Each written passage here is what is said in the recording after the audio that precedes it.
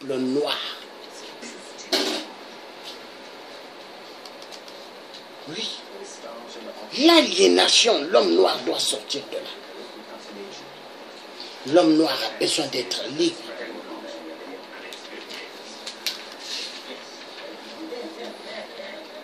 L'homme noir a besoin d'être libre. L'homme noir doit arrêter d'être un consommateur. Oui. L'homme noir doit arrêter d'être un consommateur. Oui. Oui. Hello, stand up, you will see. I'm looking. Stand up. L'homme noir doit arrêter d'être exploité. L'homme noir doit arrêter d'être exploité. Oui. L'homme noir doit être debout et changer les contextes. Oui.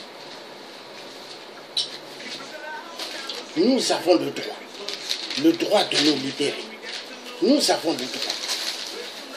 L'homme noir doit refuser d'être esclave. Oui.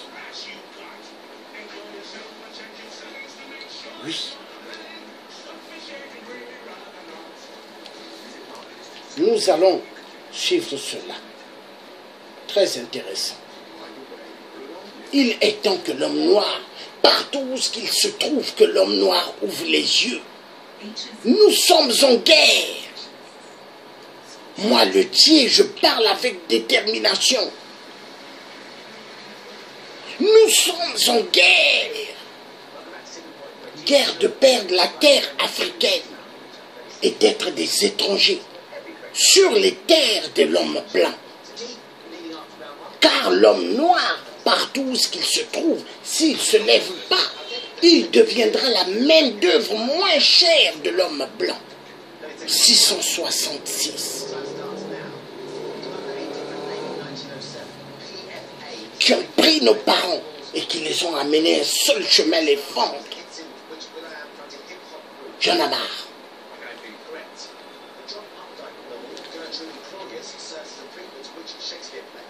Ils ont pris nos parents un seul chemin. Direction la France, direction l'Espagne, direction l'Italie, direction les États-Unis. Oui. Ils ont envoyé d'autres dans des îles qu'ils ont donné des noms. Martinique, Guadeloupe, la Guyane.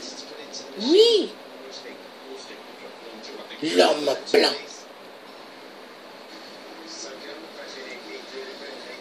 L'homme occidental 666. Le malheur de toute l'Afrique. Grands spécialistes voleurs des minéraux. Ils sont spécialistes dans le vol. La vérité doit être dite. Et le Thier dira toujours la vérité. Parce que le Thier a un charisme de la vérité. Voilà. Et la vérité, elle sera toujours dite. Et le message est clair. Vérité sur vérité. Je le dis bien. Vérité sur vérité. La vérité, elle sera toujours dite.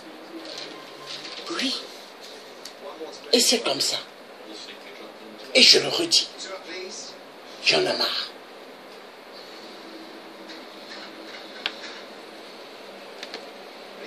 Faire souffrir les Noirs. L'homme noir doit souffrir. C'est quoi ça?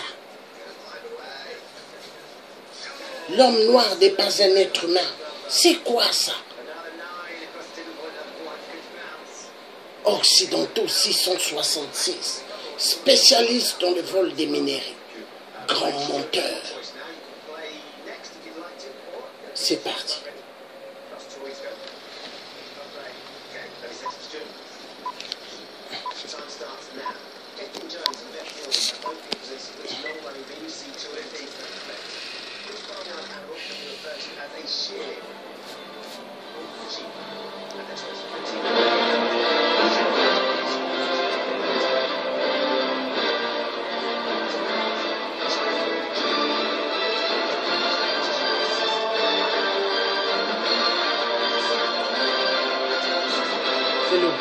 You don't listen this way. You see, you don't do no work.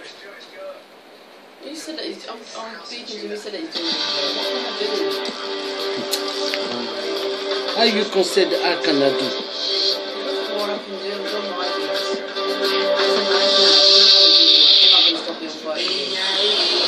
And you will leave everything you have, laptop, the thing to making him stupid.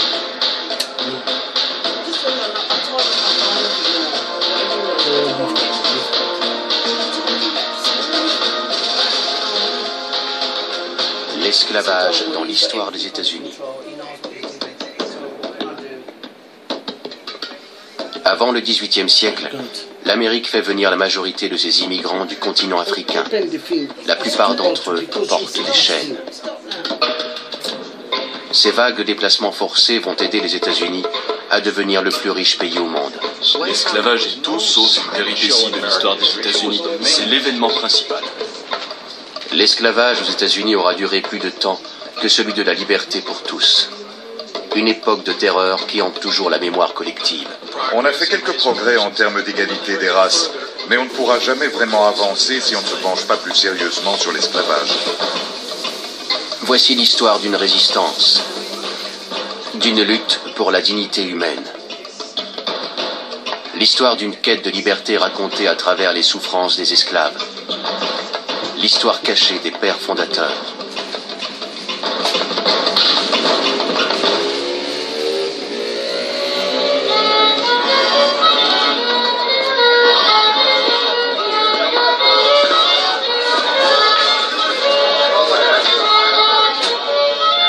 Ils viennent d'Afrique et d'Europe. Certains sont des domestiques sous contrat, d'autres des esclaves. Mais tous sont pauvres et largement exploités.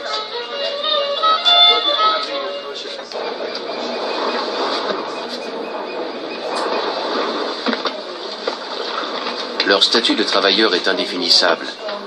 Leur existence appartient à la Compagnie des Indes occidentales. Jour après jour, ils luttent pour leur survie dans la dure réalité de la ville hollandaise de New Amsterdam dans les années 1620. Chaque soir, ils se retrouvent dans les tavernes. Les gens se réunissaient dans les tavernes pour parler de leurs conditions. Les esclaves se plaignaient de leurs maîtres, les serviteurs sous contrat également. Les liens se tissaient facilement entre gens de races différentes.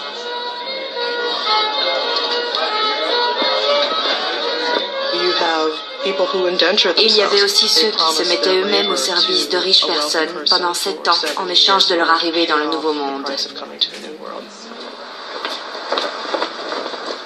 En 1624, la Compagnie hollandaise des Indes occidentales établit un comptoir commercial pour la fourrure sur l'île au relief accidenté de Manhattan, une île qui deviendrait plus tard la ville de New York.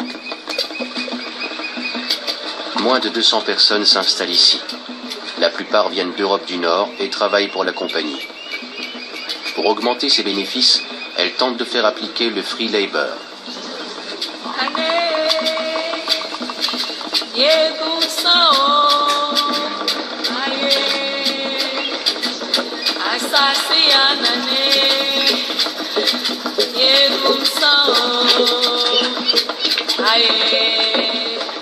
Les Africains libres sont déjà arrivés au Nouveau Monde avec les explorateurs européens dans les années 1530.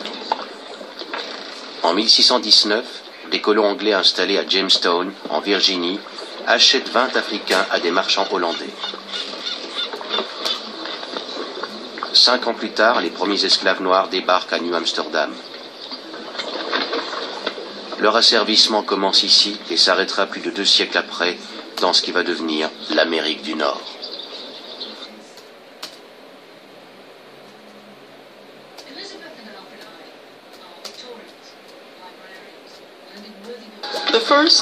Les 11 premiers esclaves, tous des hommes, sont arrivés à New Amsterdam avec la Compagnie des Indes occidentales. Ils dépendaient uniquement de la compagnie, pas d'un maître en particulier. On les avait envoyés ici pour bâtir la colonie. Les Anglais et les Hollandais avaient l'habitude de dévaliser les riches convois marchands espagnols et portugais afin de récupérer des hommes et des biens. Ça faisait de ces pauvres gens de véritables prisonniers de guerre.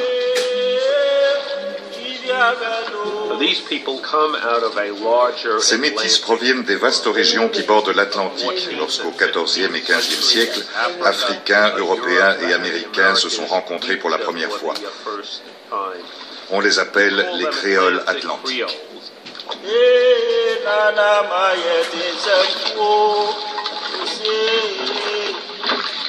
Les créoles atlantiques trouvent leurs racines culturelles à la fois en Europe et en Afrique. Certains sont de pères africains et de mères européennes. Certains ont sillonné les mers aux côtés des Européens. Plusieurs parmi eux sont instruits, voire polyglottes. Les noms des 11 premiers esclaves sont significatifs de ce métissage. Simon Congo, Anthony Portugaise ou John d'Angola, tous des prénoms européens, des prénoms chrétiens.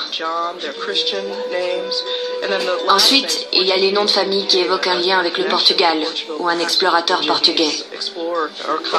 Le nom de Congo évoque pour sa part un chrétien africain qui viendrait du Congo.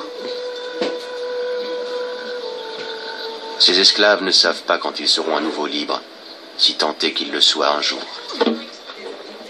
Dans les colonies de Virginie, du Massachusetts et de New Amsterdam, le statut d'esclave n'est pas encore clairement défini. Il n'existe aucune loi, aucune règle, aucune réglementation. Ah non, non, stop, stop. La vie était terriblement dure. Ils étaient censés travailler par tous les temps, quelle que soit la température. Ce qui importait, c'était leur production et non eux-mêmes.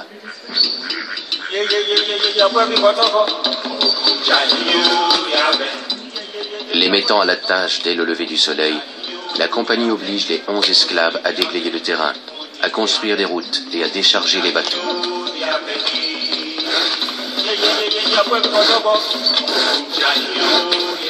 Tous sont d'habiles travailleurs manuels. Grâce à leur labeur servile, l'économie de New Amsterdam se bâtit petit à petit. Les 11 premiers esclaves ont réellement bâti l'infrastructure. Ils ont été la moelle épinière de la colonie, des instruments indispensables à la survie des colons européens.